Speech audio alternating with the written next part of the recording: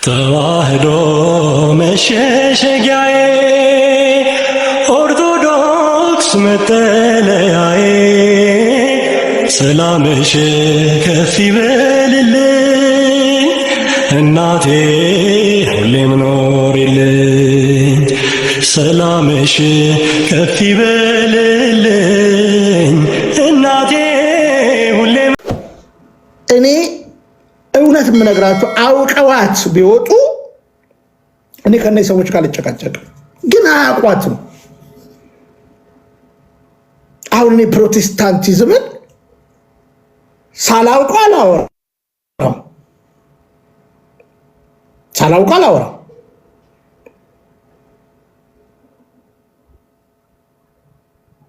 ሳልኖርበት አላወራም።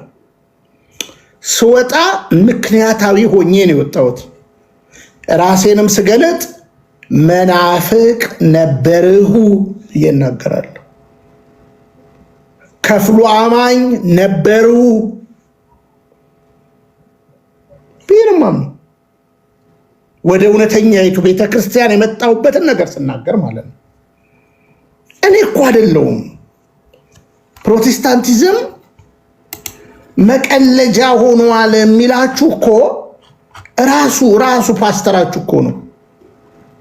እኔ አይደለሁም የምላችሁ፣ ራሱ ፓስተራችሁ ላሰማችሁ፣ ራሱ ፓስተራችሁ የሚላችሁ ላሰማችሁ፣ ራሱ ፓስተራችሁ። መጋጨት ካለባችሁ ከፓስተራችሁ ጋር ነው መጋጨት ያለባችሁ።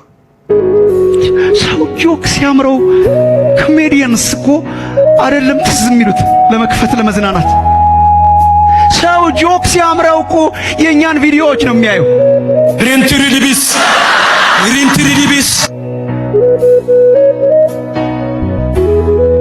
ከት ብሎ እየሳቀ በኢየሱስ ስም በልሳን አሩቱ ኢምባጡን ታቃሪ ጫንጣም ቦቶቶ ኢምባጡ ቂቂቂ ማራቴና ጦጦም በጦ ቆርጫጭላ ባሪጣቦ ኢምባጡ ቁጡጡንጡንጡንጣ አይ ጠምቦሮ ተቁማ ጣጡጡጡጡጡ ሪጪማ በጦ በጸሎት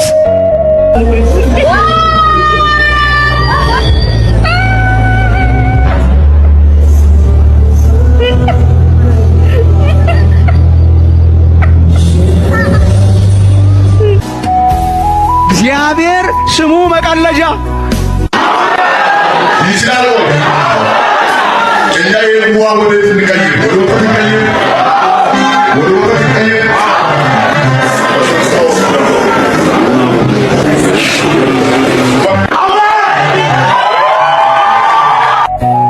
የአብዛኞቻችን አገልጋዮች ዓላማ ኢቭን ሰውን ማዝናናት ነው። ነገኛዬ ላሳበቻ ነው ጭፈራዬ አምላኬን እንደው ዝም ብሎ ቀኑን ሙሉ ያው በቃ ይቅርታ ብለዋል አይደል? ሶሪ በላቸው።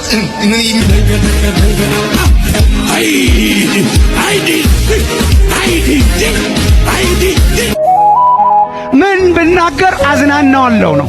እግዚአብሔር ምስክር ነው። እኛ ቸርች በስርዓት ነው ብዙ አይጨፈርም እንትንም የሚሉት ጋር ሂድስ አንድ ቡዳ አይወጣ፣ አንድ ፈውስ የለ። ነቃባቸው አይደል? አትስማቸው። እንደውም ከቻልክ አትሂድ እዛ ቸርች። የብዙ ምዕመናን እኔ ሁልጊዜ እንደማደንቃቸው እዚህ መምጣታቸው በጣም ያስደንቀኛል። የብዙ ምዕመናን የቤተ ክርስቲያንና የስብከትና የአገልግሎት ምርጫም የት ብሄድ ያልተካበደ መዝናናት እዝናናለሁ ነው። ቤተ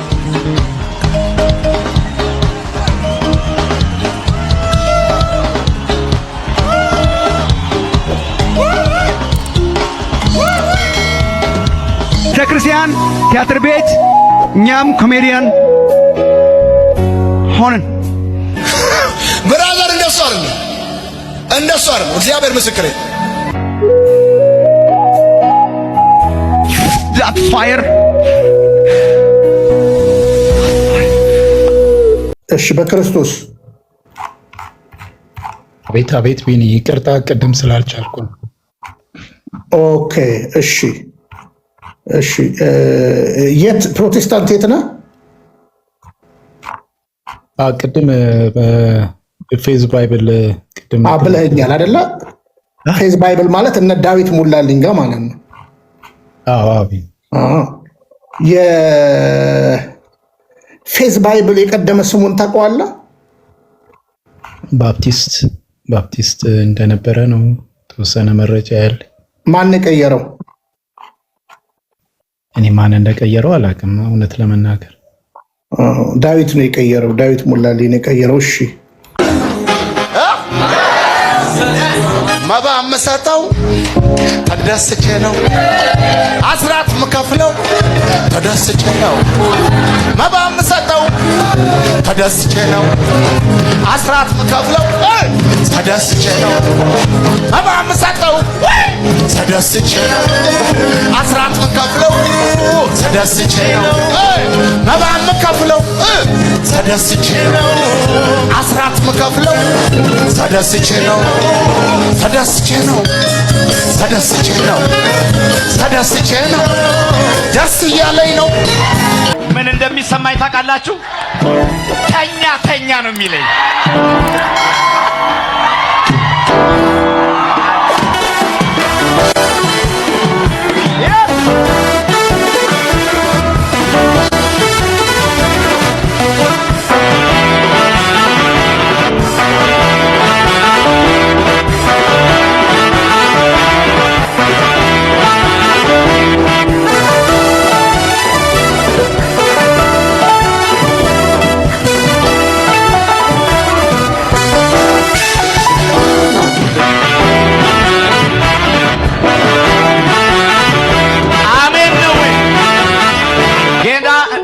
እንደዚህ ይላችኋል፣ እናንተ ተኝታችሁ እግዚአብሔር ሰርቶ ያመጣላችኋል። ጌታ እንደዚህ ነው የሚለኝ፣ እናንተ ተኝታችሁ በነጋታው ስትነሱ እሱ ሌሊቱን ሰርቶ ጠዋት የሆነ ነገር ይሆንላችኋል። እንደዚህ ይሆናል አለ ጌታ።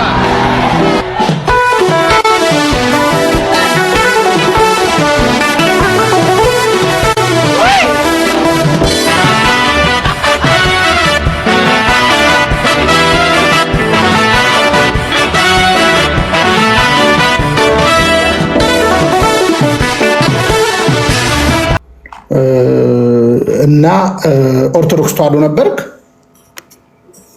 ነበርኩኝ።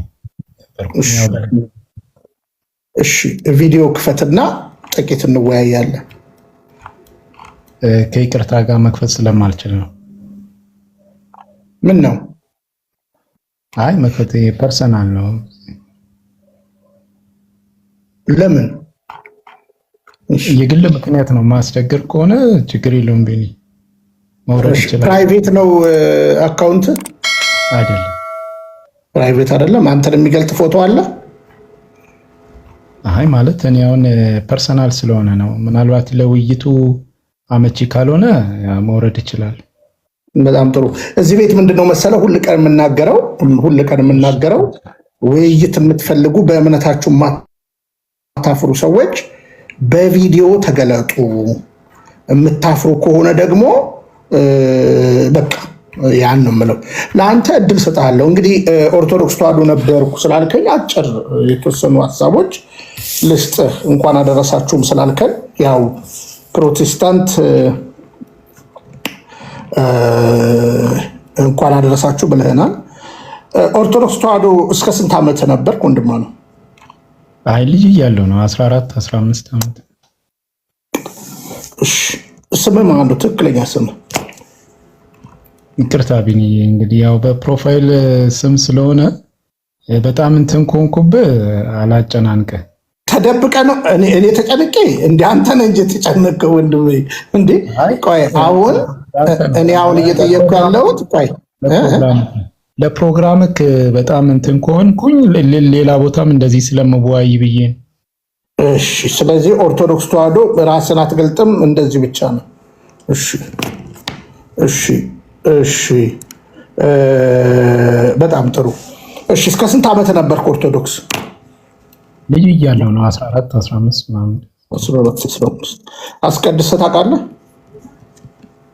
አዎ አውቃለሁ። በልጅነቴ ቁርባን ወስጃለሁ። ልጅ እያለሁ ደብረ ሊባኖስ ገዳም አያቴ ወስዳኛለች። ግን ስለ ኦርቶዶክስ ግን ብዙ የጠለቀ እውቀት ግን አልነበረኝ። ኦኬ ስለ ኦርቶዶክስ ምንም የጠለቀ እውቀት የለህም?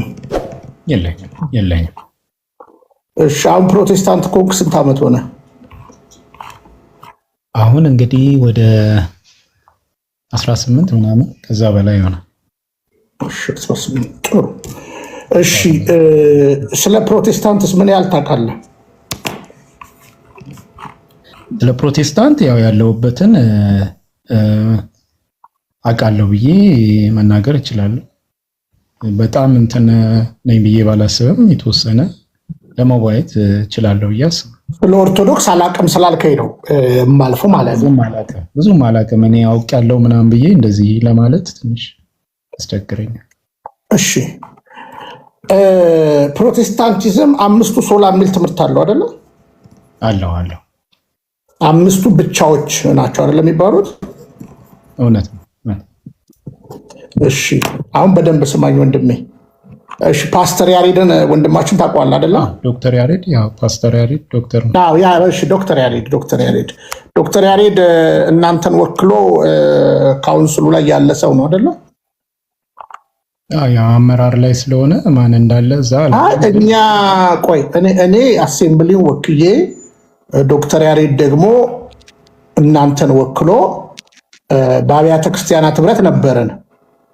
ኦኬ ከአብያተ ክርስቲያናት 14 ተመራጮች አንዱ ያሬድ ነው ከተመረጡት ውስጥ ማለት ነው። ኦኬ በደንብ ስማኝ። ስለዚህ ካውንስሉን ትቀበላለህ አይደለ? ካውንስሉ ውስጥም ስላላችሁ ማለት ነው። እውነት ነው። መጀመሪያ ቤተክርስቲያናት ነበር፣ ከዛ ወደ ካውንስሉ ገባች ቸርቿ። በጣም ጥሩ። እሺ ገብረ። አቤት። ገብረ የኢትዮጵያ ወንጌል አማኞች ካውንስል መተዳደሪያ ደንብ አውጣልኝ። ትዝ ካለ ባለፈው 2014 የሚለውን። እሺ ወንድማችን ኮምፒውተር አለክ? ማኔ ጋር ላፕቶፕ አለኝ። እሺ የኢትዮጵያ ወንጌል አማኞች ካውንስል መተዳደሪያ ደንብን አውጣው 2014 የሚለው። እሺ ልክፈተው። ፋይሉ የለኝም፣ ጎግል ላይ ይኖራል። እሺ የኔ ቴሌግራም አድራሻ አለ? ቆይ እኔ ልስጠው አንዴ። ኦኬ እሱን ልትልክልኝ ይችላል በውስጥ። ችግር የለውም። የኔን ቁጥር ልላክልህ።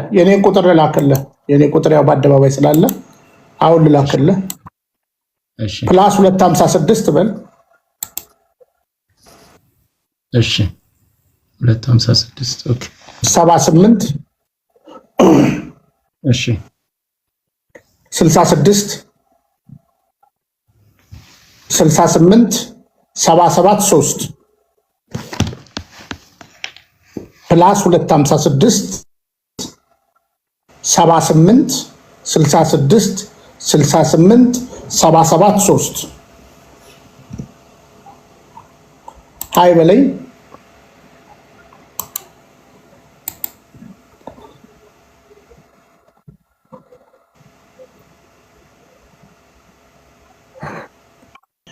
እሺ እስካሁን ሀይ አላልከኝም፣ እየጠበቅኩኝ ነው።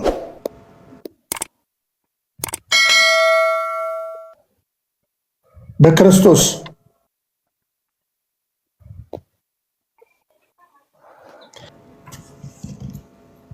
ተመልሰ ወረድክ። እሺ ወንድማችንን አንዴ እንጠብቀው፣ ችግር የለም። ምናልባት እንትኑ ሊሆን ይችላል። ምክንያቱም እንደዚህ አይነት ጭብጦችን እያስያዘን መወያየት ስላለብን ነው። እሺ ወንድሞችን እንትን እያል ኪዳኔ ተመልሶ ወርዷል። ሼር ኮፕ ሊንክ አድርጉ። ዶክተር አለክ እንትኑ አክሰሱ አለህ የኮምፒውተር? አሁን አክሰሱ እንትን የለኝም። እሺ አክሰሱ ያዘው። የኢትዮጵያ ወንጌል አማኞች ካውንስል አብያተ ክርስቲያናት ህብረት፣ ምናልባት በቴሌግራም ሀይ ካልከን እንሰጥሃለን። ከዛ ነው ከፕሮቴስታንት ጋር መወያየት ከዛ ጋር ነው የምንጀምረው እና እዛ ላይ ስለሚያቆም ብዙ ነገር ልክ እስልምናን የምናቆምበት ነገር አለ ብለን ስለምናምን ነው። ሰላም በክርስቶስ አስገባው። እሺ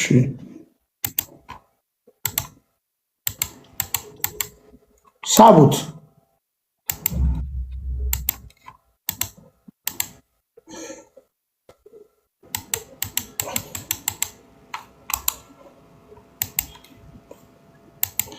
ሳባችሁት ነው? ቆይ አልሳብኩትም እኔ በዚህ የለኝም ሞዴሬተር። በዛ ቆይ ልሳበው። እሺ በክርስቶስ መጣ። አዎ መጥቻለሁ። እሺ ሃይ ያልከኝ አንተን አይደለ?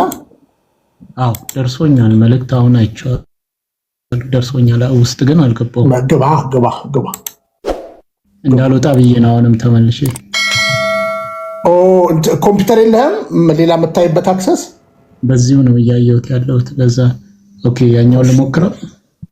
እሺ እዚሁ ጋር እኔ ላንብብልህ፣ ችግር የለውም። ስትከፍት እንትን ያደርግሃል ብዬ ነው። እሺ እስከዛው ኮምፒውተሩን ልሰካው፣ ችግር የለውም። አዳምጣለሁ ሳልወርድ። እሺ ጥሩ። ከዛ አንቀጽ 4 ነው ያለው። አንቀጽ አማድ ይላል አይደለ? እሱ ጋር አማድ እምነት ይላል አይደለ? ቀጥል። እምነቶች ወይም አስተምህሮ የካውንስሉ የእምነት መሰረት በመጽሐፍ ቅዱስ ታሪኳ የተጻፈው የመጀመሪያይቱ የሐዋርያት ቤተክርስቲያንን እምነት ነው። ስለዚህ የወንጌል የመጀመሪያይቱ የሐዋርያት እምነት አይደለም የሚለው? ሁለተኛ ቀጥል። ስለዚህ የወንጌል አማኞች ጥንታውያኑ ታሪካውያኑ የቤተክርስቲያን ጉባኤያት ያወጧቸውን የሐዋርያት፣ የኒቅያ፣ የአትናቴዎስና የኬልቄዶን የእምነት መግለጫዎች ተቀብለው በየዘመኑ የተነሱ ተሐድሶአውያን ወደ ቀደመው መጽሐፍ ቅዱሳዊ እምነትና አስተምህሮ ለመመለስ ያደረጉትን ጥረቶች አካተው የቆሙ ናቸው ይላል። በጣም የሐዋርያት፣ የኒቅያ፣ የአትናቴዎስና የኬልቄዶን የእምነት መገለጫዎች ተቀብለው በየዘመኑ የተነሱ ተሐድሶአውያን ወደ ቀደመው መጽሐፍ ቅዱሳዊ እምነትና አስተምህሮ ለመመለስ ያደረጉትን ጥረቶች አካተው የቆሙ ናቸው ይላል።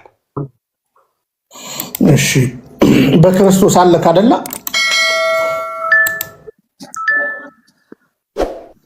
ወንድማችን አለው። እሺ አብራራልኝ። አሁን እንግዲህ ቤዚክ ዶክትሪን ነው የምናወራው። የሐዋርያት፣ የኒቅያ፣ የአትናቴዎስ እዚህ ጋር ከፍሎ ነው የሚያምነው ፕሮቴስታንት ብለን ነው የምናምነው። እሺ አብራራለን። እንግዲህ የእምነታችን መነሻ እነዚህ ናቸው ተብሎ የሐዋርያት፣ የኒቅያ፣ የአትናቴዎስ እና የኬልቄዶንን ከዛ በኋላ በየጊዜው ደግሞ የተነሱ ተሐድሶአውያን ብሎ ይናገራል። ማለት እኔ እስከማውቀው ያው የሐዋርያት ስራ ላይ የተጻፈው የወጣውን መግለጫ የሚያሳይ ነው። የመጀመሪያው ጉባኤ የሚባለው የኒቅያ ደግሞ በዋናነት በአሪዮስ ትምህርት ላይ ያንን ተቃውሞ የወጣውን የእምነት መግለጫ የሚያሳይ ነው። የኬልቄዶን አንድ አካል ሁለት ባህሪ የሚለውን ነው። የአትናቴዎስ የሚለውን ግን በደንብ አልገባኝም። እውነት ለመናገር ይህንን የተጻፈውን የካውንስሉን አላነበብኩትም። በጣም ጥሩ። ቴዎሎጂ ተምራል? ከይቅርታ ጋር በክርስቶስ ቴዎሎጂ እንደው ብዙም አይደለም፣ ዲፕሎማ ነው። ሌላው ንባብ ምናምን ነው ያዳበርኩት። ዲፕሎማ በምን የተማርክ ንገረኝ። ሐዋሳ ዩኒቨርሲቲ ነው የተማርኩት ኢንጂነሪንግ። እዛ ስማር ለተማሪዎች የተዘጋጀ በፌሎሺፕ የተዘጋጀ በኢቫሱ የተዘጋጀ ነው። በኢቫሱ እሺ። እንግዲህ ጥሩ ነው። አሁን ከአንተ ጋር ጥሩ መግባባት እንችላለን። አሁን ጥያቄ እንዲፈጥርብህ ስለምፈልግ ነው። እሺ ጥያቄ ያው አጠናለሁ ለመከራከር አሁን በቃ እሱን ነው እኔም ላሳየ የምፈልገው። የሐዋርያት የሚባል ጉባኤ ማን ነው? የሐዋርያት ይላል አይደለ? ማጥናት አለብህ። ከመጀመሪያ ቤተክርስቲያን ጀምሮ ያለውን ታነባለህ ማለት ነው። ከዛ የኒቅያ ጉባኤ ዓመተ ምሕረቱ ትዝ ይላል አይደለ? 325 ነው። ከዛ በኋላ በዚህ በኒቅያ ጉባኤ ላይ አንጋፋ ዋና ተብሎ ሲወያይ የነበረው ያን ትምህርት ያፈረሰው ማን ነው? አትናቴዎስ ነው። ስለዚህ አሁን ይሄ የኒቂያ ጉባኤ ሎቱ ስብሐት ወልድ ፍጡር ነው የሚል ኮንክሉዥን ብቻ የተሰራበት አይደለም። ብዙ ነገሮች ተወስተውበታል። በደንብ ስማኝ። ትክክል። እሺ። ስለዚህ ፕሮቴስታንት ይህን ጉባኤ የሚቀበል ከሆነ አያሌ አሁን አንተ ያለበት ቤተክርስቲያን አያሌ ነገሮች የማይቀበለው ይበልጣል ማለት ነው። ባጭሩ አይቀበለውም ጉባኤውን ብዬ ነው የማምነው ነኝ። እና አትናቴዎስ የሚባለው ያው አንድ ነው። ብዙ ጊዜ በፕሮቴስታንት ውስጥ እኔ ሁሉም በሚችል ሰማይና ምድርን በፈጠረ በእግዚአብሔር አብ አምናለሁ ደግሞ በአንድ ልጁ የሚለው የእምነት ሞቶ መገለጫውን የሚናገሩት የአትናቴዎስ ጸሎት ተብሎ የሐዋርያት ጸሎት ተብሎ ይነሳል። ስለዚህ ቀጥሎ ጉባኤ አለ። በደንብ እንዳትረሳ። አሁን እስክርቢቶ ከያዝክ ወንድማችን ጉባኤ መናፍቅነት ማለት ከፍሎ ማመን ማለት ነው። በነገራችን ላይ መናፍቅ ማለት መነፈቀ ማለት ከፈለ ማለት ነው። ክዷልም ሊያሰኛል። የኮንስታፕል ነው። ኮንስታፕል ቁስጥንጥንያ በእንግሊዝኛው ኮንስታፕል ይመስለኛል። ቁስጥንጥንያ 381 የነበረ ጉባኤ ኤፌሶን አለ። እሺ አሁን ቀጥሎ ኤፌሶን አለ። ኤፌሶን ደግሞ 431 ስለዚህ እነዚህን ሁለት ታላላቅ ጉባኤዎች ዘሏቸዋል። ተረዳይ? ለምን ዘለላቸው? ኦኬ፣ እሱን ቼክ አደርጋለሁ። ለምን እንዳል ቢሮ ሂጄ ማናገር እችላለሁ። የካውንስሉ ጋር መመራን ክፍል ልመጣ ነው። ስለዚህ ለምን ዘለላቸው? ለምሳሌ የቁስጥንጥንያ ጉባኤ በግልጽ አማርኛ መንፈስ ቅዱስ እግዚአብሔር ነው የሚል ነው። የኤፌሶን ጉባኤ በግልጽ አማርኛ አሁንም ወልድ ላይ ነው የተነሳው።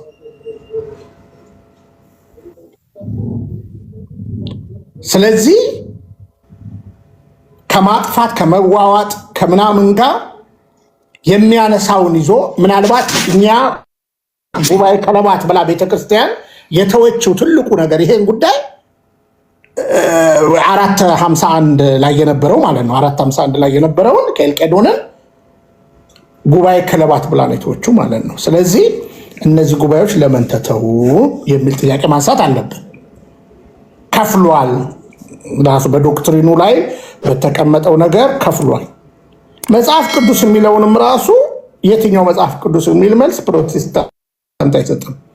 ከዛ ቀጥዬ የምጠይቀው ቀጥልና ገብረ አንብበው ገብረ። እሺ፣ በዚህ መሰረት ካውንስሉ አምስቱ ብቻዎች በመባል የሚታወቁትን መጽሐፍ ቅዱስ ብቻ፣ ክርስቶስ ብቻ፣ በጸጋ ብቻ፣ በእምነት ብቻ፣ ለእግዚአብሔር ክብር ብቻ እንዲሁም ከነዚህ ጋራ የሚጠቀሱ የአማኞች ሁሉ ክህነት የተባለውን አስተምህሮ ይቀበላል። የአማኞች ሁሉ ክህነት 6 ይለውና የአማኞች ሁሉ ክህነት ብሎ ይጨምረዋል። አምስቱ ብቻዎች ብሎ 6 ይለዋል። ገብራውንም በደንብ አንብበው። አምስቱ ብቻዎች ብሎ 6 ብሎ ያነሰዋል። እየቆጠርክ ንገረን።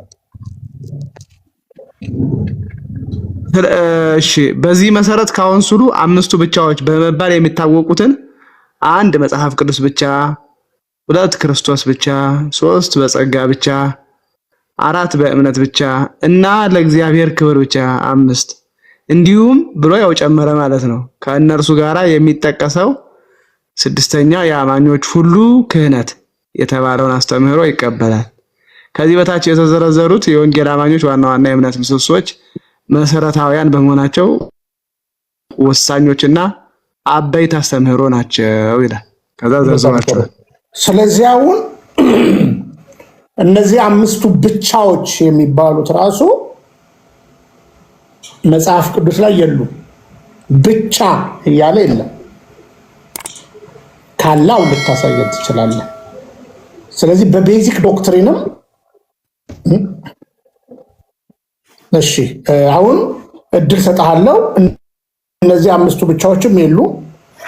አምስቱ ብቻዎች ካሉ ከነጥቅሳቸው ታሳየኛለህ። ብቻ ማለት ነው ባጭሩ፣ ምንም ነገር ሳንል ማለት ነው። ምናልባት ዶክተር ሚውት ክፍት ነው። ዶክተር አላዛር አሁን እሺ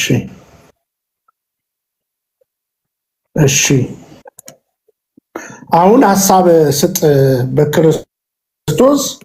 እነዚህን ጥያቄዎች እንግዲህ ምን ትላቸዋለህ? እሺ እውነት ለመናገር አገባቢ ያው ጥያቄ ካላችሁ ሲባል ስለነበረ አንድ ጥያቄ ስለነበረኝ ነው። ይሄኛውን ከፈቀድክልኝ ከዚህ በኋላ ባቀርብ ደስ ይለኛል። ጥያቄውን ብቻዎቹ የተባሉት ይሄኛውን እንድትመረምር እንድትጠይቅ ዛሬ ነው የደረሰኝ ስላልክ እንድታይ ድሉን ልስጥና የመጣል ያለህን ጥያቄ እንቀበልህ። እሺ ደስ ይለኛል። እሱ ላይ አሁን ሞር ተዘጋጅቼ ያለው እሱ ላይ ስለሆነ እና ምናልባት ብቻዎቹ ላይ አንድ ሁለት ደቂቃ ብትሰጠኝ የተወሰነ ነገር እንትን ብል ደስ ይለኛል። አሁን ስላነሳልኝ ማለት ወደ ጥያቄ ገባ። ለምን መሰለህ የላዩንም ማያያዝ አለብህ። ይሄኛውንም ካነሳን ረዥም ነው የሚሆነው። ለምን መሰለህ አሁን ፕሮቴስታንቱ ምንድነው ከቅድመ ድህነት ጋር የሚያያዙ ነው የሚል የሆነ መሸንገያ ነገር አለ በነገራችን ላይ ማለት ነው። ከልቤ ነው የምነግርህ። ግን አሁን ለምሳሌ ክብር ለእግዚአብሔር ብቻ የሚል መጽሐፍ ቅዱሳዊ ጥቅስ አምጣ ብለህ አታመጣለኝም። መጽሐፍ ቅዱስ ብቻ የሚል መጽሐፍ ቅዱስ የበላይ ነው ማለት ብቻ ከተባለ ሌሎች መጽሐፍቶች እንዳሉ በመጽሐፍ ቅዱስ ላይ ላሳይ ይችላል። ለዛውም በአዲስ ኪዳን ሳይሆን በብሉይ ኪዳን የገሌም በገሌ ታሪክ መጽሐፍ ላይ ተጽፎ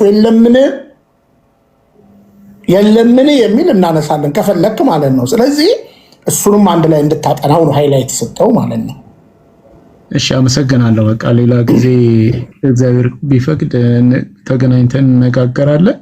አሁን ወደ ጥያቄ ለመሄድ የተወሰኑ ሰዎችን ጠይቄ ነበርና እውነት ለመናገር እዚህ ቲክቶክ ላይ ያሉ እንደዚህ ቀዳሚ ሆነው የሚታዩ ሰዎችን የእግዚአብሔር ልጅነት በኢትዮጵያ ኦርቶዶክስ ተዋሕዶ ቤተክርስቲያን ለማግኘት ምንድነው የሚያስፈልገው ብዬ ስጠይቅ ሁለት መልስ ነው የተሰጠኝ። ግልጽ ለመሆን አንደኛው እምነትና ጥምቀት የሚል መልስ የሰጡኝ መምህራን ብዬ መላቸው ማለት እዚህ ጋር የሚያዋዩ አሉ፣ ስም መጥቀስ እችላለሁ። ሁለተኛው ደግሞ እምነት ጥምቀትና ቅዱስ ቁርባን ብሎ የሰጡኛሉና ከሁለቱ ትክክለኛው የቤተክርስቲያኒቱ አስተምሮ የትኛው ነው የኔ ጥያቄ። ይሄ ነው ጥያቄ። በጣም ጥሩ። እንግዲህ በቅድስት ቤተክርስቲያን የእግዚአብሔር ልጅነትን በተመለከተ ቤተክርስቲያን በአንክሮት የምታስተምረው ትምህርት አላት። የሥላሴ ልጅነትን ማለት ነው። አንድ ሰው የሥላሴ ልጅነትን የሚያገኝባቸው ነገሮች በግልጽ ይታወቃሉ። መጀመሪያ ደረጃ ወንድ ልጅ በ40 ቀን፣ ሴት ልጅ በ80 ቀን ታሪካዊ ዳራ አለን፣ መጽሐፍ ቅዱሳዊ ኤቪደንስ አለን። አባቶች ያስማሙበትን እውነት በግልጽ ማየት አለብን። ስለዚህ ልክ እንደ ጌታ ቃል መጽሐፍ ቅዱስ እንደሚል ለምሳሌ ያመነ የተጠመቀም ይላል። ያመነ የተጠመቀም ይላል። ስለዚህ ከላይ ካነሳኸው ለፍጥረት ሁሉ ለሕዝብ ሁሉ ብሎ ነው የሚናገረው ማቴዎስም ማርቆስም። ስለዚህ አንድ ሰው ማመን የሚለውን ነገር ከቤተሰብ ጋር በራሱ እንዳልኩ ከሌላ ቦታ የሚመጣበት ራሱን የቻለ ነገር አለ። እኛ ጋር ግን የሥላሴ ልጅነትን በ40 እና በ80 ቀን ለሚቀበሉ ቤተክርስቲያን በመጀመሪያ ደረጃ ታጠምቃለች። ባይደዌ ወላጆች አምነው ያቀርባሉ። አይተህ ከሆነ መጽሐፍ ቅዱስ ላይ ልዲያም ቆርኔሌዎስም ያደረጉት የመቶ አለቃውም ያደረገውን ነገር አይታል ማለት ነው። ስለዚህ የመጀመሪያው ነገር ይጠመቃል። ያመነ የተጠመቀም እምነት በቤተሰቦቹ ማግኘት ይችላል። መጽሐፍ ቅዱሳዊ ነው። ያመነ የተጠመቀም ይድናል።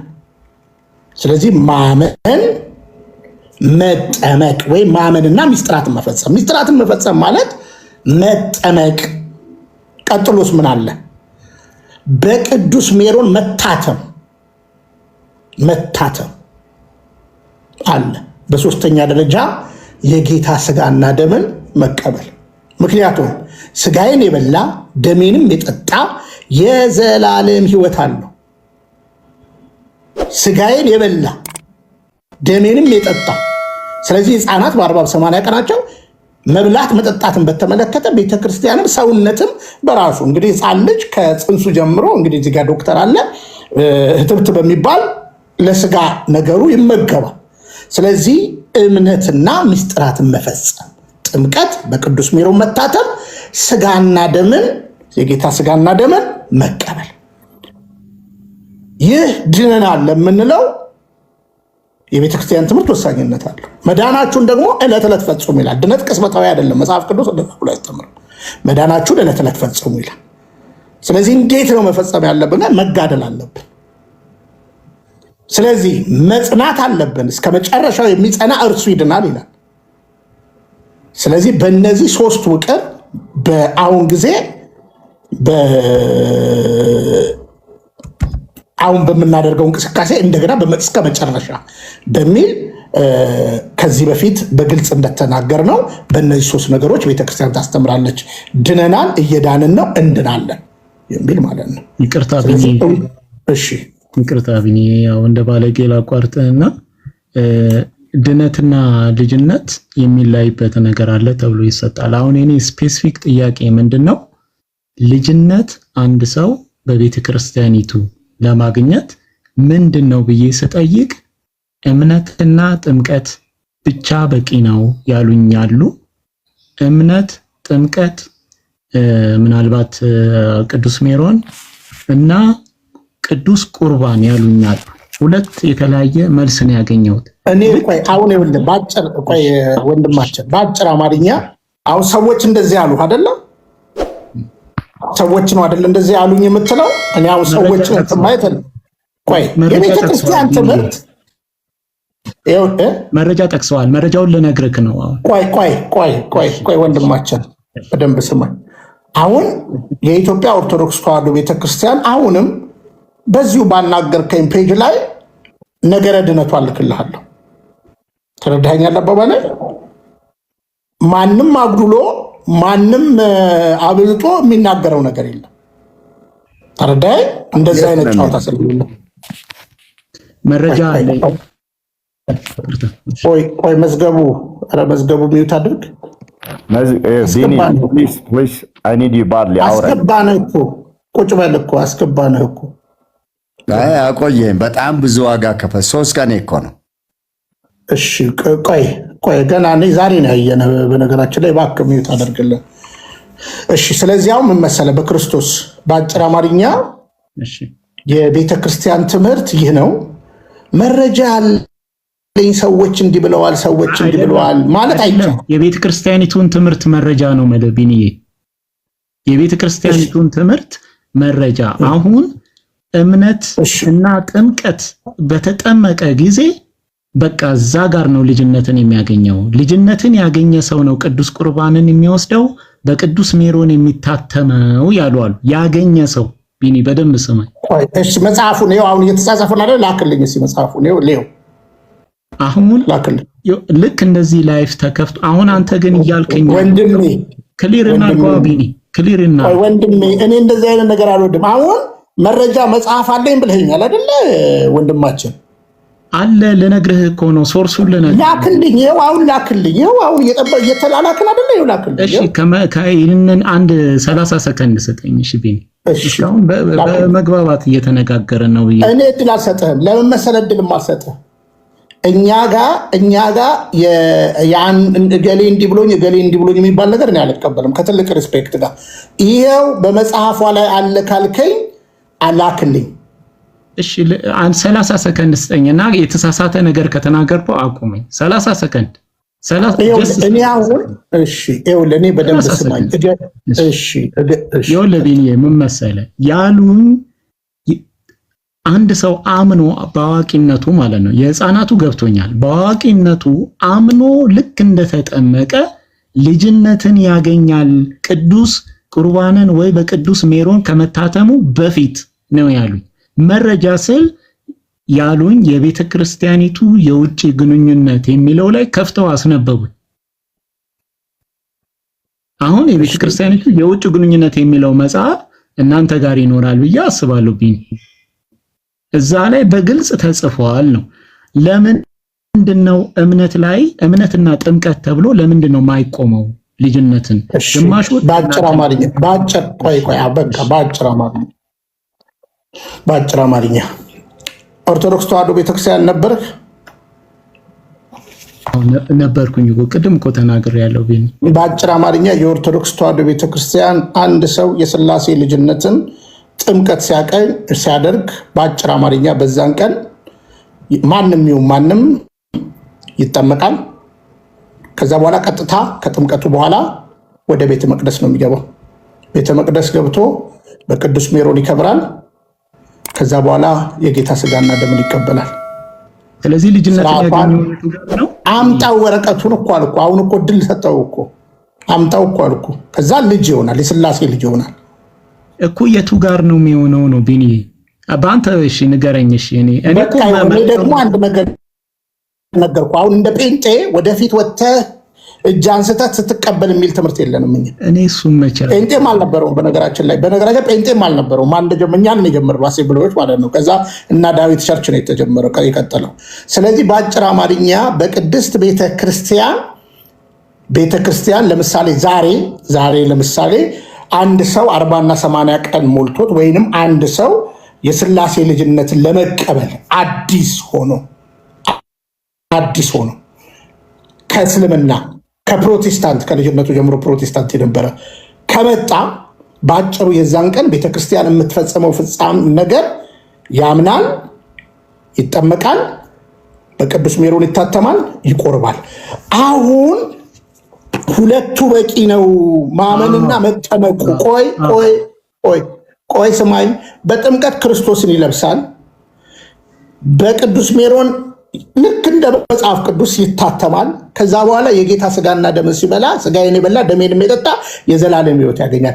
እነዚህ የማይነጣጠሉ ናቸው። የሚነጣጠሉ ነው ካልከኝ አሁን እንዲህ ዝም ብሎ እንትን አወራ ከሚል ላክልኝ ነው ካሌለ ምንድን ነው የማደርገው?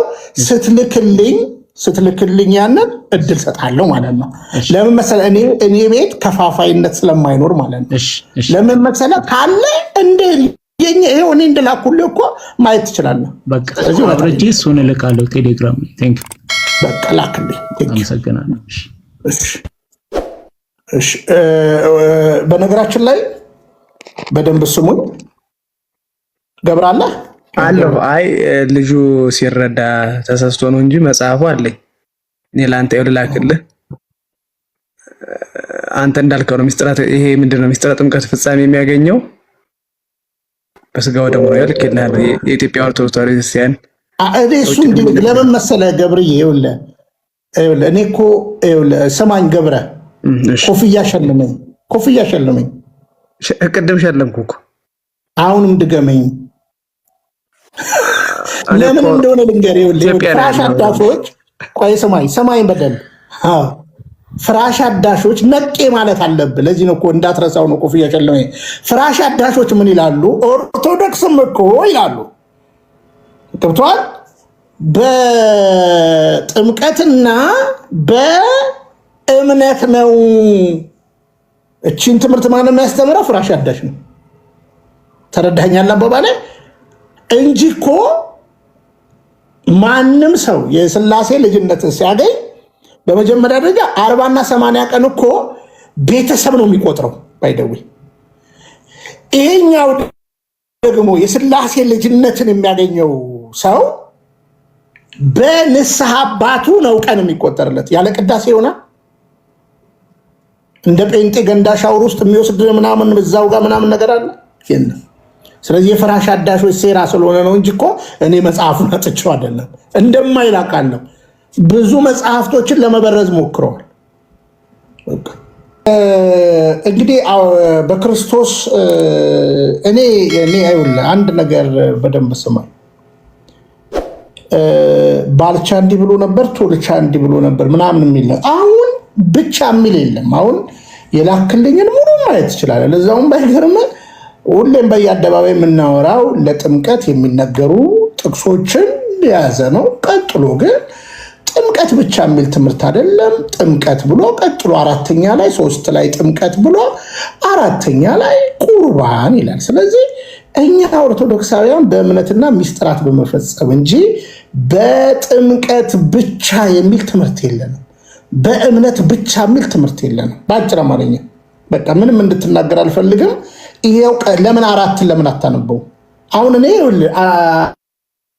አዳም እንዲህ ብሎ ምናምን አትበለኝ። ይሄው ሙሉ ለምን የሆነ ልክ እንደ ፕሮቴስታንት ሰባኪ የሆነች ጥቅስ ብቻ ይዘ ለምን ታወራለህ? ይሄው 3 ካለ በኋላ ገጽ 27 ላይ ገጽ 28 ላይ በደንብ ይዘረዝራል የምንናገረው። ለምሳሌ ግርዘት በመቀየሩን ቆላሲስ ምዕራፍ 2 አንስቶ ከላይ ሰው አምኖ እያንዳንዱን ነገር ቲቶንም ጨምሮ ጠቅሷል። ከዛ በኋላ የኖ መርከብን 1ኛ ጴጥሮስ ምዕራፍ 3ን በደንብ ጠቅሷል። ከዛ በኋላ ይህን ካለ በኋላ 4 ይልና ቁርባን ወደ እግዚአብሔር የምንቀርብበት ከእግዚአብሔር ጋር አንድ የምንሆንበት ሚስጥር ነው። እውነት እላችኋለሁ የወልድ አጓልን እመሕያዋን የክርስቶስን ስጋውን ካልበላችሁ ደሙንም ካልጠጣችሁ የዘላለም ሕይወት የላችሁም። ስጋዬን የሚበላ ደሜንም የሚጠጣ የዘላለም ሕይወት አለው ስጋዬም ብሎ ተናግሯል። ከዛ በኋላ ማየት ትችላለህ። እነዚህ 7ቱ ዶግማዎች ናቸው። ይኸው አምስቱ ከዛ በኋላ 7ቱ ምስጢረ ቤተክርስቲያን ደግሞ ብሎ ጥምቀት፣ ቅብአ ሜሮን፣ ቁርባን፣ ክህነት፣ ተክሊል፣ ንስሐ፣ ቀንዲል ይላል ማጥናት። ስለዚህ እኔ አሁን እነዚህ ሰዎች ካሉ ሂድና አናግራቸው ማለት ነው። ተረዳኝ። እንዳይን ነገር ስለማልወድ ማለት ነው። እንትና እንዲህ ብሎ ምናምን አሁን እንደ ጴንጤ ልታረጉን ነው። እንትና እንዲህ ብሎ ምናምን በቃ ባጭሩ መጽሐፉ እንደማይል ገብረ ክፈትልኝ ዶግማ ነው የተወራው። 5ቱ አዕማደ ምስጢር ነው የተነገረው። ገጽ 24 ጀምሮ 24 ላይ ይሄው ይናገራል። 5ቱ አዕማደ ምስጢር ካለ በኋላ ምስጢረ ሥላሴ ይላል። ቀጥሎ ምስጢረ ሥጋዌ ይላል። ምስጢረ ሥጋዌ ላይ እንዴት ነው ስለ ክርስቶሎጂ ስለ ክርስቶስ ተነገረ። ከዛ በኋላ ምስጢረ ጥምቀት ተባለ። ይሄው ምስጢረ ጥምቀት ተነሳ። ከዛ በኋላ ምስጢረ ቁርባን እኮ አለ። በጥምቀት ብቻ የሚል የለም። ከዛ በኋላ ምስጢረ ትንሣኤ ሙታን አለ። ቀጠለና 7ቱ ምስጢራት ብሎ ደግሞ ምስጢረ ቤተክርስቲያንን ደግሞ አመጣ። ምስጢረ ጥምቀት፣ ምስጢረ ሜሮን፣ ምስጢረ ቁርባን፣ ምስጢረ ክህነት፣ ምስጢረ ተክሊል፣ ምስጢረ ንስሐ። አልሰጥህም አምጣ። ቆይ አሁንም እድል የምሰጥህ አዳምና ድልበድል ደግሞ ጨምረሃል እና አዳምና ድልበድል በጥምቀት ብቻ የሥላሴ ልጅነት ይገኛል የሚል ብለዋል ካልክ አምጣ መረጃውን። ከዛ አልሰጥህም እድል አምጣ። ይህንን ላንብበው እኮ ነው ቢኒዬ፣ ላንብበው እኮ ነው ይህንን ያልኩት እኔ ጋር ስለከፈትኩት ነው። ቆይ ምንድን ነው የሚለው? መጀመሪያ ቁጥር 24 ላይ አንብብ። ቁጥር 24 ምዕራፍ 24 27 ላንብበው። ምዕራፍ 24 ጥምቀትን ላይ ስለተዋየን እኮ ነው ቢኒ። ሚስጥረ ጥምቀትን ላንብበው። እሺ ምዕራፍ 3 ገጽ 24ን ቀድማ አንብብ። እሺ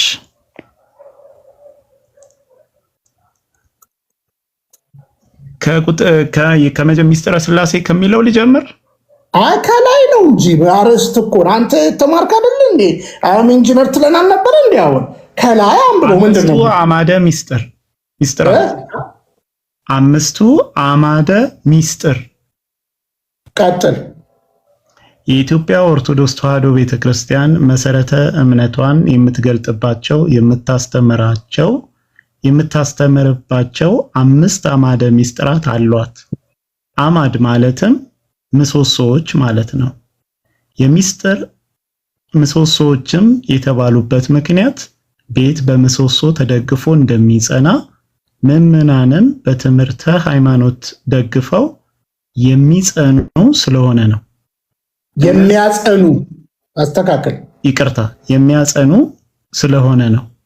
እነዚህም አምስቱ አማደ ሚስጥር መጽሐፋዊ መሰረት ያላቸው ናቸው። አንደኛ ቆሮንቶስ 14:19። በዚህም መሰረት አምስቱ አማደ ሚስጥር የእምነታችን መገለጫ በሆነው በጸሎተ ሃይማኖት ተዘርዝረው ይተረጎማሉ። ቀጥል። አንደኛ ሚስጥረ ሥላሴ። ይህ ክፍል የሥላሴ አንድነትና ሶስትነትን የሚገለጥበት የሚስጥር አምድ ነው። ሥላሴ በስም በግብር በአካል ሶስት ሲሆኑ በባህሪ በመለኮት በህልውና እና በፍቃድ አንድ ናቸው። የስም ሶስትነት አብ ወልድ መንፈስ ቅዱስ፣ የግብር ሶስትነት አብ ወላዲ ወልድ ተወላዲ መንፈስ ቅዱስ ሰራጺ ነው።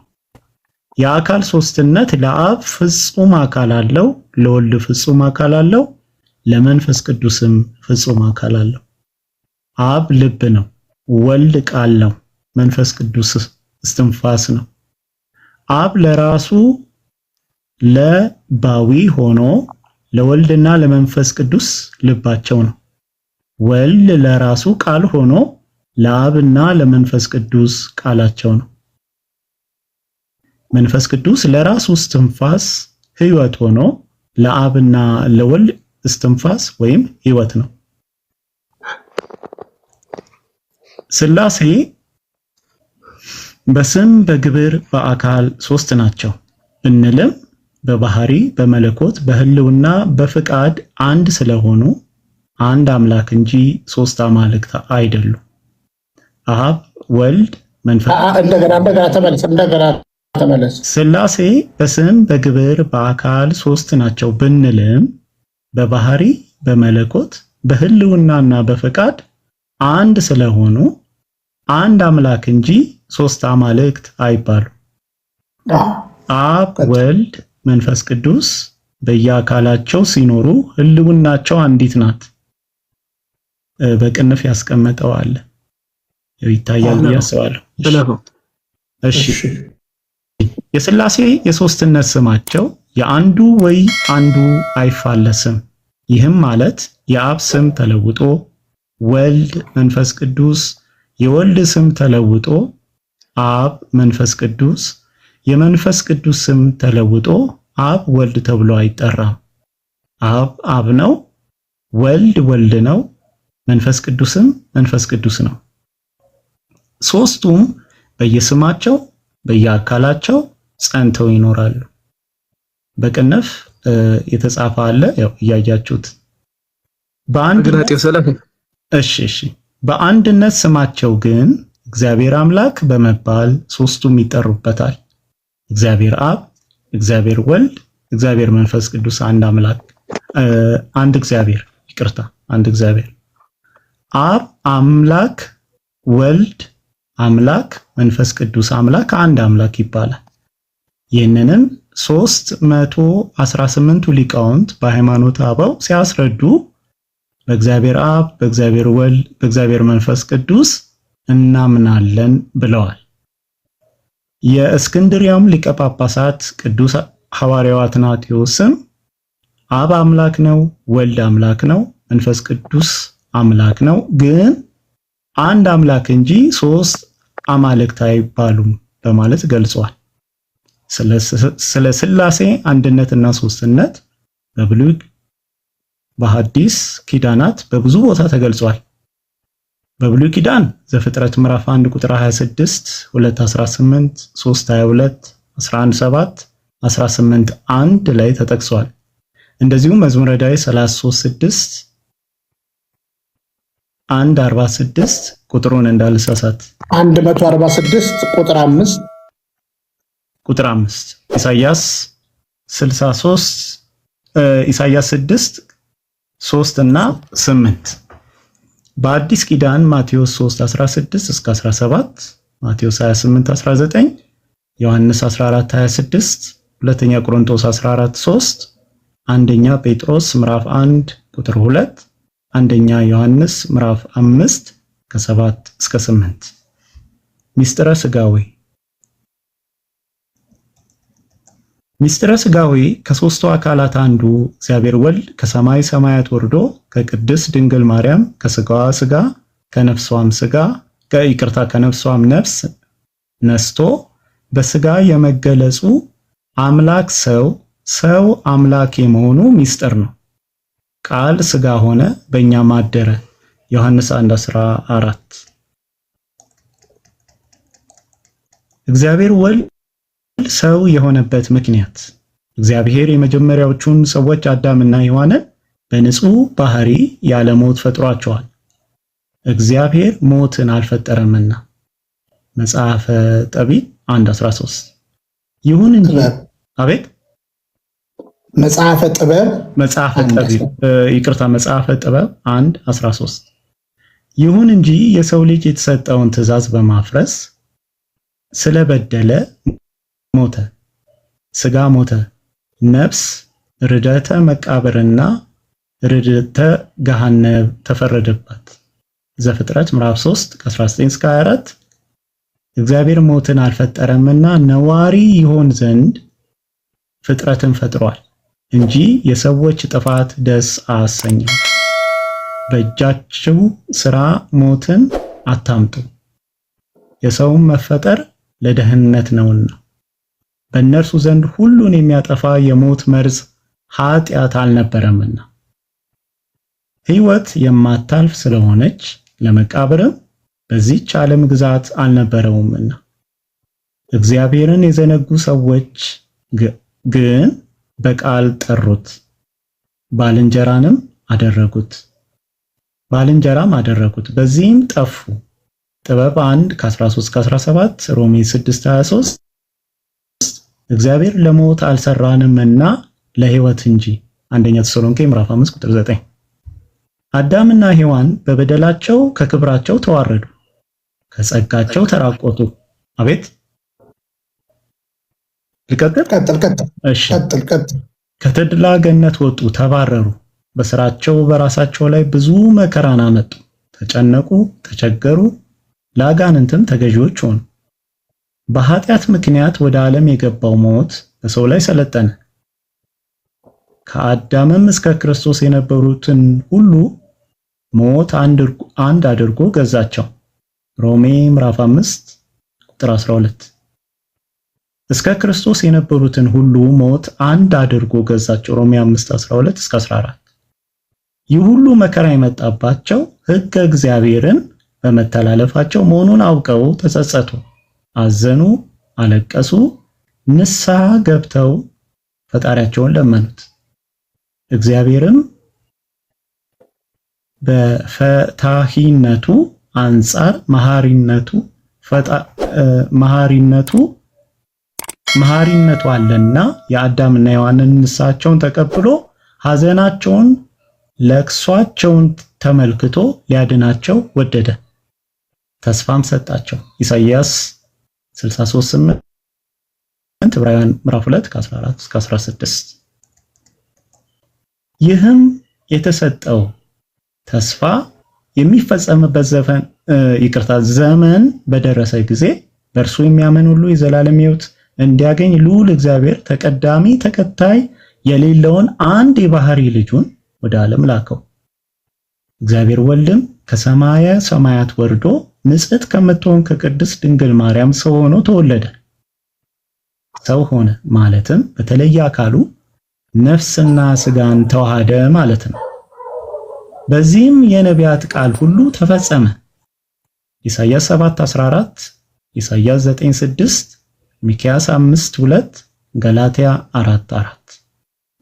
መለኮት ከሥጋ ከመለኮት ጋር ያለ መለወጥ፣ ያለ መቀላቀል፣ ያለ መለያየት፣ ያለ መከፈል በተዋህዶ አንድ አካል አንድ ባህሪ ሆነ። ሰው ከመሆኑ አስቀድሞ ሰውም ከሆነ በኋላ አንድ ወልድ አንድ ክርስቶስ ነው። እዚህ ጋር በቅንፍ የተጻፈ አለ።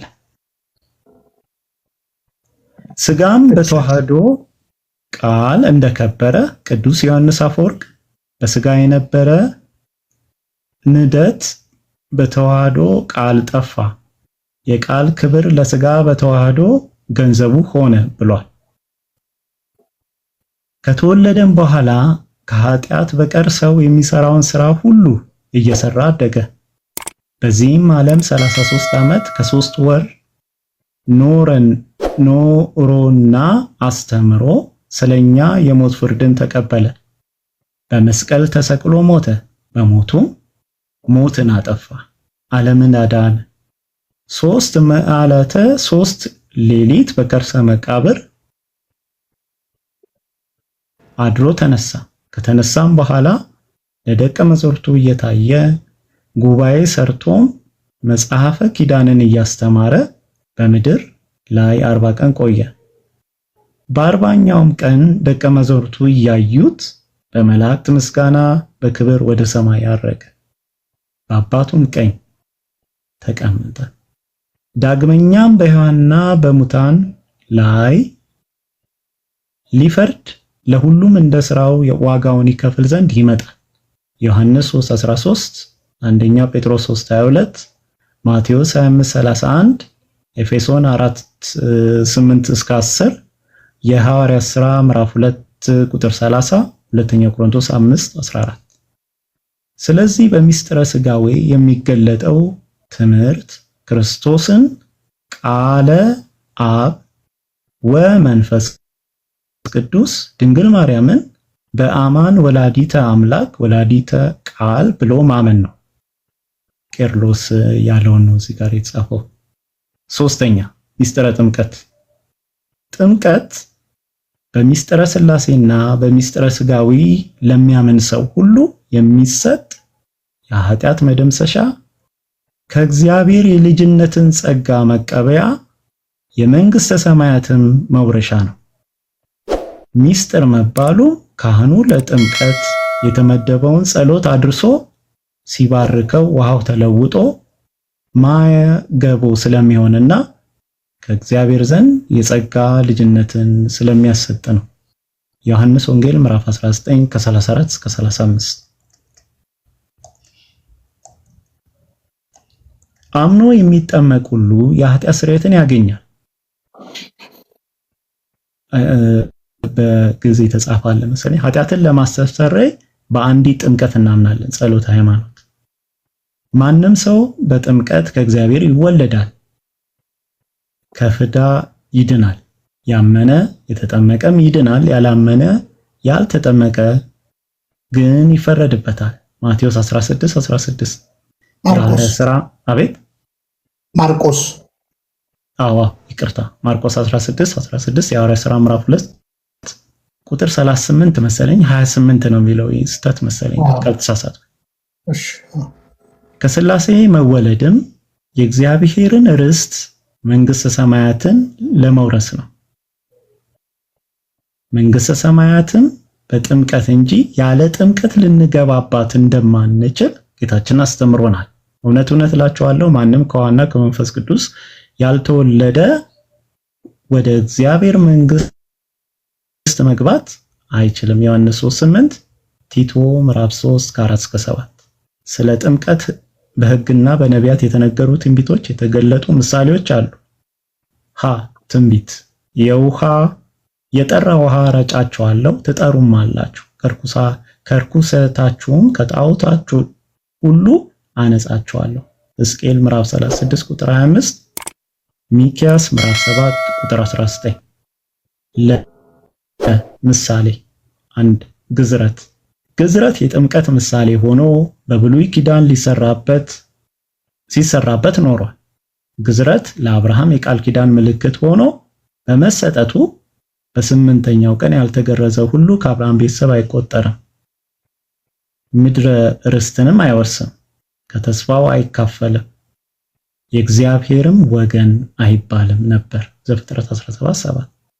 በአዲስ ኪዳን በግዝረት ፈንታ ጥምቀት ተተክቷል። ያልተጠመቀ ሁሉ የእግዚአብሔር ልጅ አይባልም፣ መንግሥተ ሰማያትንም አይወርስም። ቆላስይስ 2:11። በብሉይ ኪዳን መፈጸሚያ በአዲስ ኪዳን መጀመሪያ የነበረው መጥምቁ ዮሐንስም በውሃ ያጠምቅ ነበር። የማርቆስ ወንጌል ምዕራፍ 1 ከ4 እስከ 8። ሁለተኛ የኖህ መርከብና የእስራኤል ቀይ ባህርን መሻገር የጥምቀት ምሳሌዎች ነበሩ። አንደኛ ጴጥሮስ ምዕራፍ 3:19፣ አንደኛ ቆሮንቶስ 10:2። ጌታችንና መድኃኒታችን ኢየሱስ ክርስቶስ ትንቢቱን ለመፈጸም ምሳሌውን አማናዊ ለማድረግ በማየ ዮርዳኖስ ወንዝ በዮሐንስ እጅ ተጠምቋል። ማቴዎስ 3:16፣ ማርቆስ 1:9፣ ሉቃስ 3:21፣ ዮሐንስ አይነበብም። የኢትዮጵያ ኦርቶዶክስ 1:31 አንድ ነው። እሺ 1:31 የኢትዮጵያ ኦርቶዶክስ ተዋሕዶ ቤተክርስቲያን ሚስጥረ ጥምቀትን ለወንዶች በ40 ቀን ለሴቶች በ80 ቀን ትፈጽማለች። ይህም ዕድሜ የመጀመሪያዎቹ ሰዎች ከእግዚአብሔር ልጅነት የተቀበሉበት ነው። ኩፋሌ ምዕራፍ 4 ከ2 እስከ 15። አራተኛ ሚስጥረ ቁርባን ወደ እግዚአብሔር የምንቀርብበት ከእግዚአብሔር ጋር አንድ የምንሆንበት ሚስጥር ነው። እውነት እውነት እላችኋለሁ የወልደ እጓለ ክርስቶስን ስጋውን ካልበላችሁ ደሙን ካልጠጣችሁ የዘላለም ሕይወት የላችሁም። ስጋዬን የበላ ደሜን የጠጣ የዘላለም ሕይወት አለው። ስጋዬና ደሜ ሕይወትነት ያለው እውነተኛ ምግብ ነውና ስጋዬን የበላ ደሜን የጠጣ ከኔ ጋር ይኖራል፣ እኔም ከእርሱ ጋር እኖራለሁ። ዮሐንስ 6:53-57 ተብሎ ተጽፏልና። ስለ ሚስጥረ ቁርባን አስቀድሞ የተነገሩ ትንቢቶች የተገለጡ ምሳሌዎች አሉ።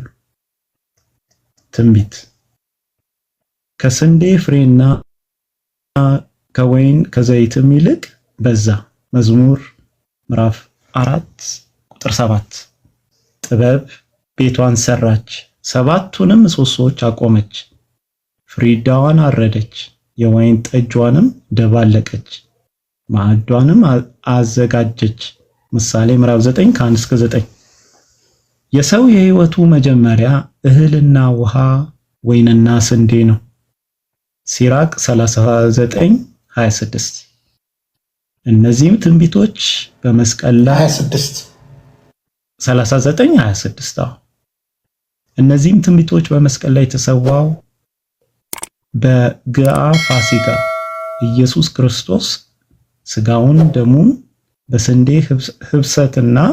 ህብስትና በወይን እንደሚሰጥ የተነገሩ ናቸው። ምሳሌ የእስራኤል ልጆች ከግብጽ የባርነት አገዛዝ በወጡበት ጊዜ አርደው ስጋውን እንዲበሉት ደሙንም የቤታቸውን መቃን ጉበንና መድረኩን ረጭተው ከመቅሰፍትና ከሞተ በኩር እንዲድኑ የተሰጠው የፋሲጋው በግ በመስቀል ላይ የተሰዋውን ስጋውንና ደሙን ለሰው ልጆች ሕይወት ቤዛ አድርጎ የሰጠው የወልደ እግዚአብሔር የኢየሱስ ክርስቶስ ምሳሌ ነው። ይህም እነሆ የዓለምን ኃጢአት የሚያስወግድ የእግዚአብሔር በግ ዮሐንስ 1:29 ተብሎ በተጻፈው ታውቋል። ለወልደ እግዚአብሔር ኢየሱስ ክርስቶስ ምሳሌ የሆነው ካህን መልከ ጸዴቅም በህብስትና በወይን ያስታኩት ነበር። ዘፍጥረት 14:18። እነዚህን ትንቢቶችና ምሳሌዎች ለመፈጸምና አማናዊ ለማድረግ ጌታችን የመድኃኒታችን ኢየሱስ ክርስቶስ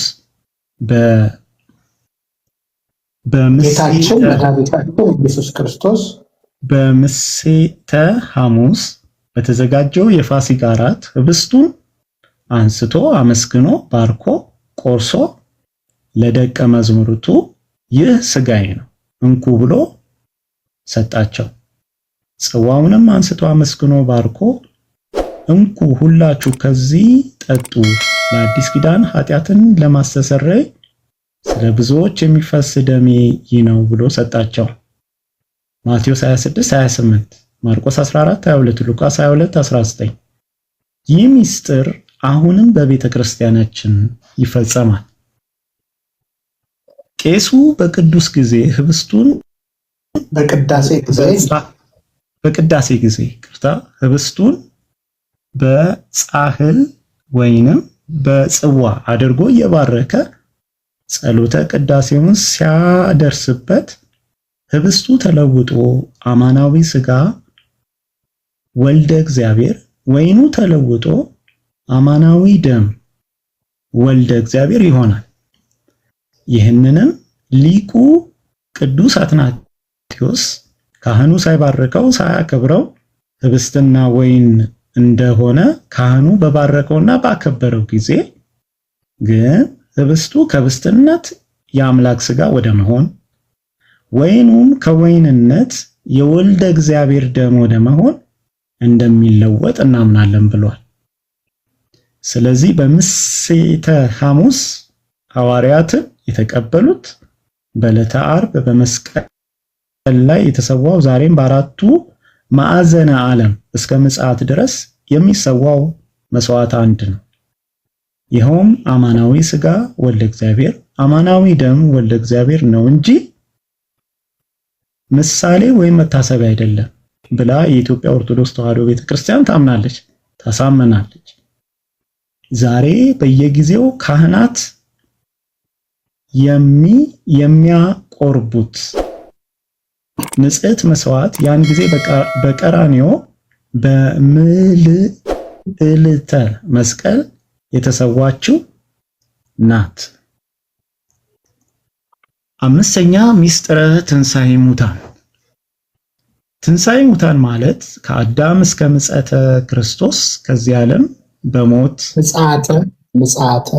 ምጽአተ ክርስቶስ ከዚህ ዓለም በሞት የተለዩና የሚለዩ የሰው ልጆች ሁሉ በነፍስና በስጋ አዲስ ሕይወት ለብሰው የሚነሱበት ምስጢር ነው። ሰው ሁሉ በሚሞቱበት ጊዜ የጽድቅንም ሆነ የኃጥእ ስጋው በመቃብር ይቆያል። የጻድቃን ነፍስ በገነት፣ የኃጥአን ነፍስ በሲኦል ትቆያለች። ሉቃስ 16:19-31። የዚህ ዓለም ፍጻሜ ሲደርስ ጌታችን ኢየሱስ ክርስቶስ በሕያዋንና በሙታን ሊፈርድ በሚመጣበት ጊዜ የሰው ልጅ ሁሉ ይነሳሉ። ስለዚህ ነገር አታድንቁ። በመቃብር ያሉት ሙታን ሁሉ ቃሉን የሚሰሙበት ሰዓት ትመጣለች። ሕጉን የፈጸሙ በሕይወት ለመኖር ይነሳሉ። ክፉ ስራን የሰሩት ግን በፍዳና በጨለማ ለመኖር ይነሳሉ። ዮሐንስ 5:28። ስለ ትንሣኤ ሙታን እምነትና ትምህርት ማረጋገጫ በብሉያት በሐዲሳት በብዙ ቦታ ይገኛል። በዘዳግም 32:39 ላይ እኔ ገድላለሁ አድንም አለው በማለት ራሱ እግዚአብሔር የተናገረው ቃል ተስፋ ትንሣኤን የሚያረጋግጥ ነው። ነቢዩ ኢሳይያስ ሙታን ይነሳሉ፣ በመቃብር ያሉ ሕያዋን ይሆናሉ፣ በምድር ውስጥም ያሉም ደስ ይላቸዋል፣ ካንተ የሚገኝ ጠል ሕይወታቸው ነውና። ኢሳይያስ 29:19-20 ኢሳይያስ 26:19-20 ዳንኤልም በዚህ መጽሐፍ ተጽፎ የተገኘው ሕዝብ ሁሉ እያንዳንዱ ይድናል፣ በምድርም ትቢያ ውስጥ ካንቀላፉት ብዙዎች ይነቃሉ፣ እኩሌቶች ወደ ዘላለም ሕይወት፣ እኩሌቶችም ወደ እረፍትና ወደ ዘላለም ጉስቁልና ይሄዳሉ በማለት ተናግሯል። ትንቢተ ዳንኤል ምዕራፍ 12:1-3። እኔን ግን የሚቤዥ ሕያው እንደሆነ በመጨረሻ ዘመን በምድር ላይ እንዲቆም ይህ ቁርበቴም ከጠፋ በኋላ በዚያን ጊዜ ከሥጋዬ ተለይቼ ከእግዚአብሔር እንዳይ አውቃለሁ።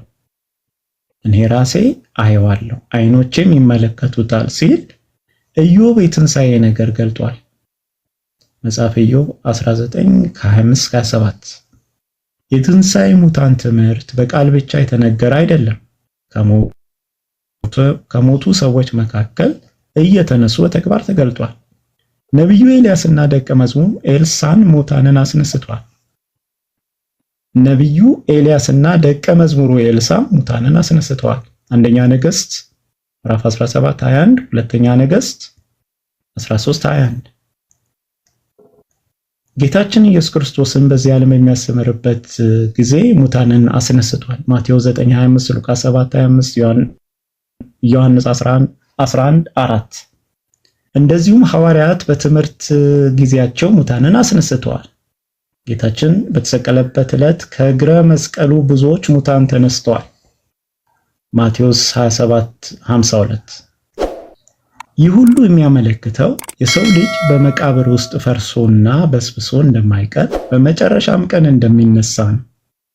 ለትንሣኤያችን መሰረት የምናደርገው ግን የክርስቶስን ትንሣኤ ነው። ጌታችን ኢየሱስ ክርስቶስ ከሙታን ተለይቶ እንደተነሳ እኛም በአዲስ ትንሣኤ እንደሚያስነሳ እናውቃለን። ሁለተኛ ቆሮንቶስ 4:14። የቤተ ክርስቲያን ሊቃውንት አሞኒዮስ እና አውሳብዮስም ክርስቶስ የሥጋችንን መነሳት ያስረዳን ዘንድ ተነሳ ብለዋል። ትንሣኤ ለሰው ዘር ሁሉ ነው። ጻድቃንም ኃጢአንም ይነሳሉ። የመጨረሻው ሙታን ትንሣኤ የሚሆነው ጌታችን እና መድኃኒታችን ኢየሱስ ክርስቶስ ዓለምን ለማሳለፍ በሚመጣበት ጊዜ ነው። በዘመኑ መጨረሻ ጌታችን መድኃኒታችን ኢየሱስ ክርስቶስ በሙታንና በሕያዋን ይፈርድ ዘንድ በክብሩና በጌትነቱ ይመጣል። መዝሙረ ዳዊት ምዕራፍ 49 ቁጥር 2፣ ማቴዎስ 25:31 እስከ 32፣ ራእይ 1:7። አስቀድሞ መላእክትን ይልካቸዋል። እነርሱም የመለከት ድምፅ ያሰማሉ፣ ሙታንም ይነሳሉ፣ ምድርም አደራዋን ታስረክባለች። ከዚህ በኋላ ጻድቃንን በቀኙ ኃጢያንን በግራው ያቆማቸዋል።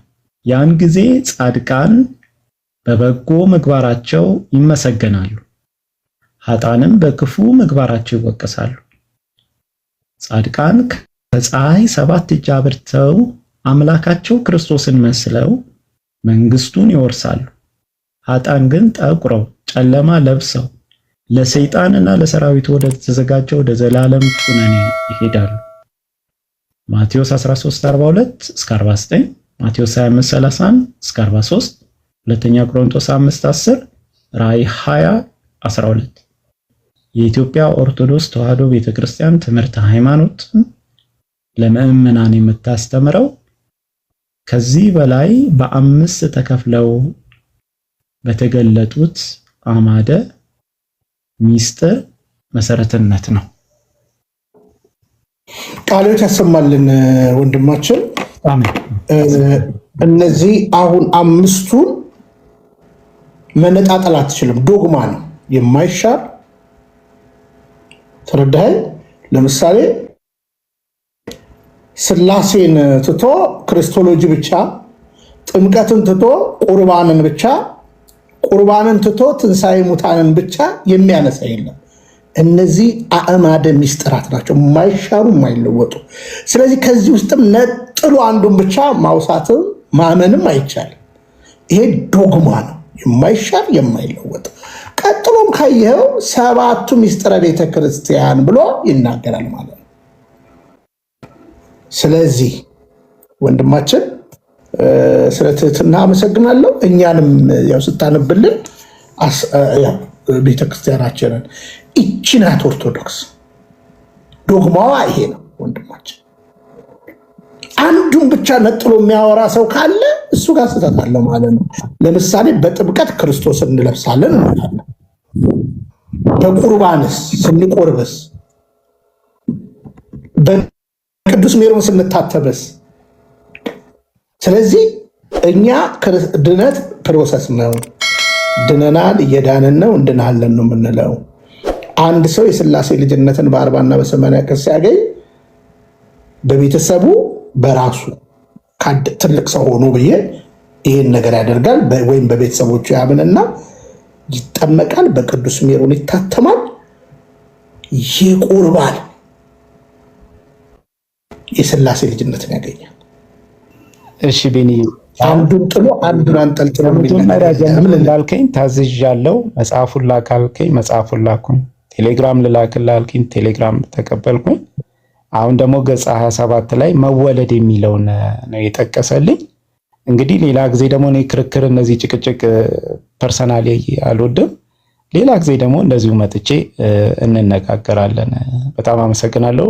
እግዚአብሔር ያክብርልኝ ሁላችሁ ነው። እኔም ከትህትና ጋር ነው። ግን አሁንም ይኸውልህ በደንብ ከተረዳኝ ወንድማችን እኔም እያልኩ ያለሁት ለምሳሌ ስጋዬን የበላ ደሜን የሚጠጣ የዘላለም ሕይወት ያገኛል። ከዘላለም ሕይወት ጋር በነገራችን ላይ የዘላለም ሕይወት ጉዳይ ክርስቶስን የምንለብስበት ጉዳይ የሚነጣጠል ነገር የለም። አንድ ኦርቶዶክሳዊ በእምነትና ምስጢራትን በመፈጸም ብላ ነው ቤተክርስቲያን የምታስተምረው። ለዚህ ነው አሁን 5ቱን ዶግማ አነበብክልን። እግዚአብሔር አክብር።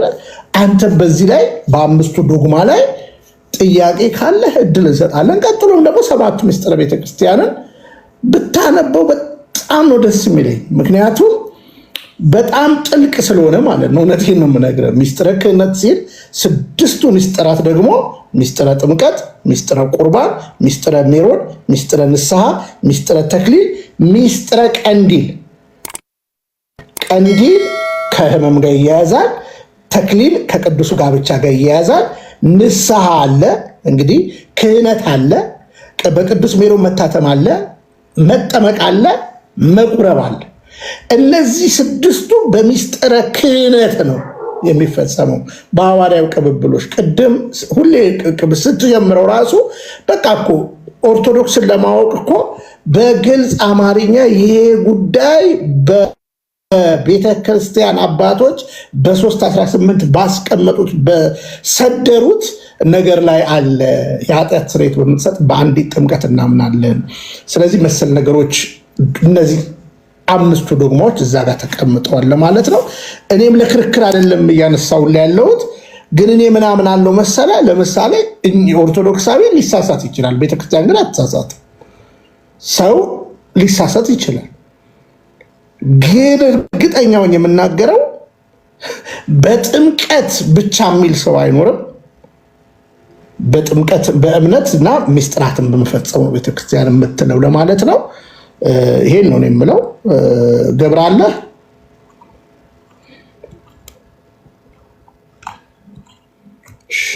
እና ዶክተር ካለ ይሄ ነው። አሁን ስልክም ስለተለዋወጥን በፍጹም ትህትና መጋብዝህ በተቻለ መጠን ሙሉን ለማንበብ ጣር። እንደው ተገናኝተንም በውስጥ ብናነብ ደስ ይለኛል እንደገና እና ጥቅሶቹንም ማገናዘብ። መጽሐፍ ቅዱሳዊት ናት በነገራችን ላይ ኦርቶዶክስ ተዋህዶ። ከመጽሐፍ ቅዱስ ውጭ ምንም እንዳልኩ ሌሎቹ መጽሐፍትም አዋልድ መጽሐፍት ብላ ነው የምትናገረው። 10 መጽሐፍ ላይ ጽኑ ነች እና ይሄ ነው ወንድምነት። 5ቱ ዶግማዎች አይነጣጠሉም ለማለት ነው። ሲብራሩም ከዘላለም ጋር የተነገረላቸው ነው። እኔም እንድታነቡ የፈለግኩት ለዛ ነው ለሁላችን። እግዚአብሔር ይስጥልን፣ እናመሰግናለን። ወንድማችንም በትህትና ነው፣ በስርዓት ነው ሲያነብ፣ ራሱ ስርዓት አለው። በስርዓት ነው እያዳመጥ ነው። 안녕하세요. ጤና ይስጥልኝ። እኔ ተክለ ሃይማኖት እባላለሁ። እኔ የኢትዮጵያ ኦርቶዶክስ ቤተክርስቲያን ምእመን ነኝ። እኔና ባለቤቴ ከ2 ዓመት በፊት ኢትዮጵያ ኦርቶዶክስ ቤተክርስቲያን መሄድ ጀመርን። እኔ ካቶሊክና የግሪክ ቤተክርስቲያኖች ሁሉንም ሄጄ ከዛም የኢትዮጵያ ኦርቶዶክስ ቤተክርስቲያን መጣው። ስለዚህ እኔ የኢትዮጵያን ኦርቶዶክስ ቤተክርስቲያን ደንቆኝና ቅድስና የሞላባት እንደሆነ አረጋገጥኩኝ። እኔ የኢትዮጵያ ኦርቶዶክስ እምነት ተከታይ ከሆንኩኝ በኋላ በተለይ በየሳምንቱ ሮብና አርብ የበለጠ ለአምላካችን የሚደረገው ጸሎት ተመለከትኩኝ። ከጎኔ ካሉ ምዕመናን ጋርም አብሬ ጸሎት መካፈል ቻልኩኝ።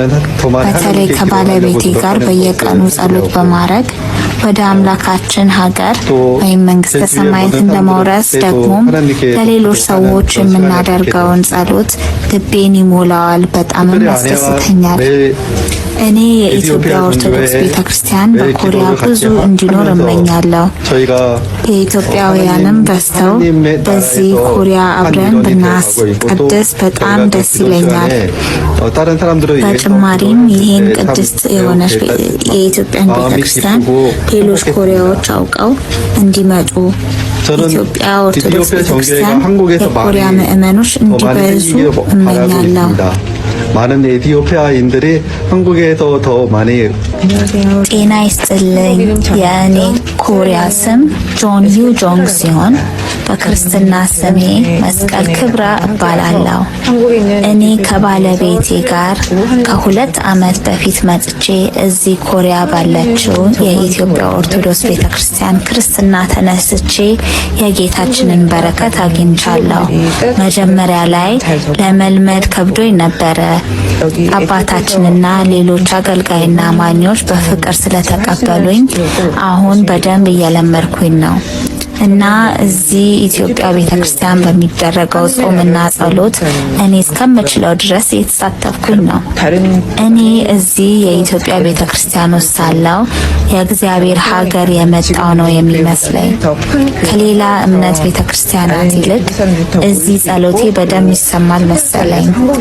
ትንሽ ምኞት ቢኖረኝ አሁን ካለንበት ቤተክርስቲያን ይልቅ ትልቅ ቤተክርስቲያን ተገንብቶልን ብዙ ኢትዮጵያውያን መሰብሰብ ይችሉ ዘንድ ደግሞ ወንጌል በደንብ ተሰብኮ ኮሪያዎች የኢትዮጵያን ኦርቶዶክስ ቤተክርስቲያንን በደንብ አውቀው እንዲሳተፉ እመኛለሁ። ተዋህዶ መሸሸጊያዬ ኦርቶዶክስ መጠለያዬ ሰላምሽ ከፍ ይበልልኝ እናቴ ሁሌም ኖሪልኝ ሰላምሽ ከፍ ይበልልኝ